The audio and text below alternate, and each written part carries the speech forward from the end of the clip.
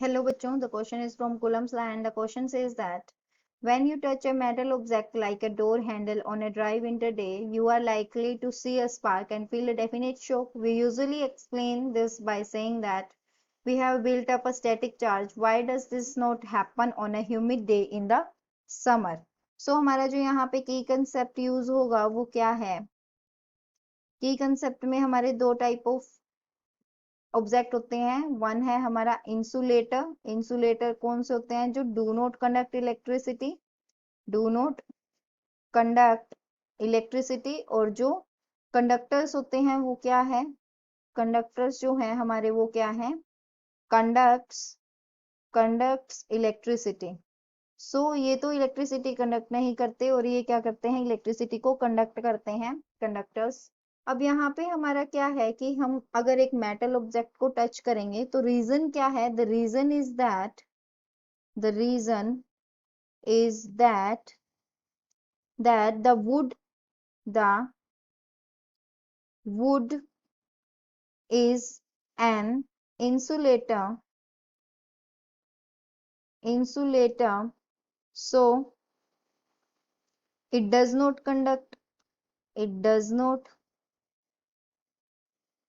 conduct, so charge is not able to flow through, charge is not able to flow through it.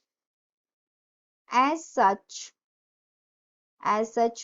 we see no any spark, no any spark.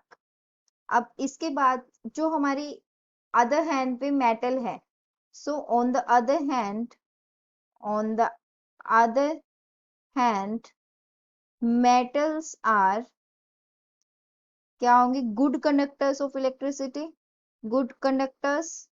So as we carry static charges, static charge, so when we touch the metal, so when we touch the metal handle,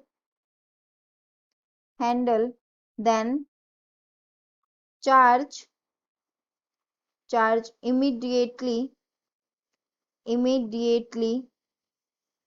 immediately transfers. सो हमारा ये जो charge होगा वो क्या होगा? Immediately transfer हो जाएगा, जिसकी वजह से हमें क्या फील होगा? स्पार्क फील होगा। और एक यहाँ पे क्या है कि हमारा जो ह्यूमिड डे में स्पार्क हमें फील नहीं होता। क्यों? क्योंकि हमारी जो विंटर्स की एयर है, इन विंटर्स जो हमारी एयर होती है वो क्या नहीं करती? ज्यादा मॉइस्चर नहीं रख पाती, नोट